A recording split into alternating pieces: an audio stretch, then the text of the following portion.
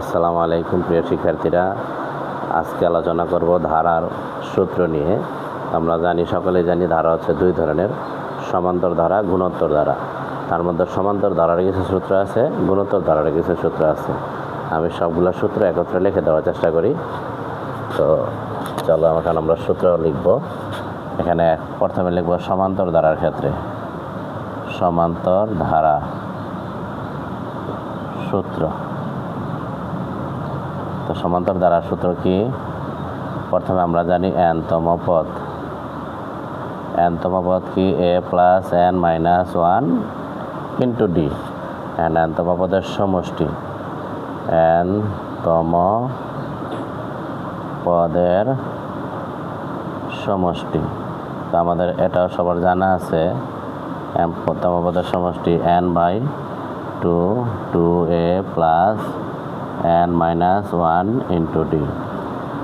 এখন এই দুইটা ব্যতীত আরও তিনটা সূত্র আছে, যেমন 1 প্লাস 2 প্লাস 3, এরকম n সংখ্যক স্বাভাবিক পদের সমষ্টি বা স্বাভাবিক সংখ্যার সমষ্টির সূত্র আছে n ইন্টু n প্লাস 1/2।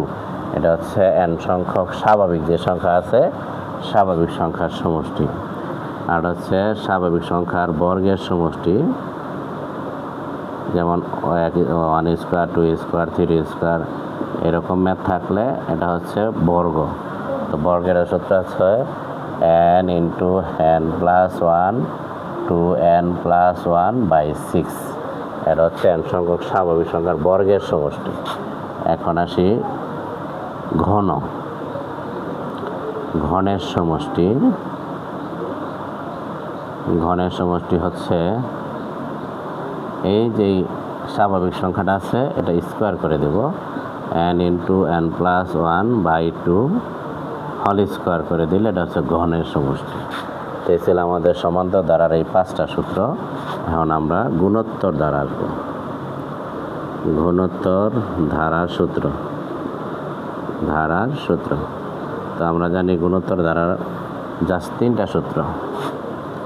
এটা হচ্ছে n-তম পদ a আর n মাইনাস 1।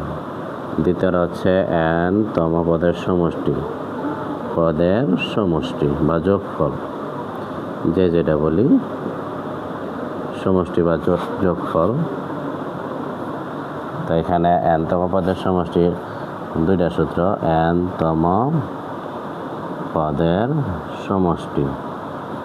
আমি দুইটা একসাথে লিখলাম, আসেন একটা লিখলে একটা পারা যাবে, যেমন হচ্ছে a into r n minus 1 r-1। এটা কখন বসবে? যখন আর এর যে মানটা পাবো এটার মান যদি 1 থেকে বড় হয়। আমি থার্ড ব্র্যাকেট দিয়ে লিখে দিলাম। দ্বিতীয়টা হচ্ছে ঠিক তার উল্টোটা, এর জায়গায় থাকবে 1টা, আর nটা ডানে চলে যাবে, 1টা বামে চলে আসবে, আর n 1 মাইনাস r।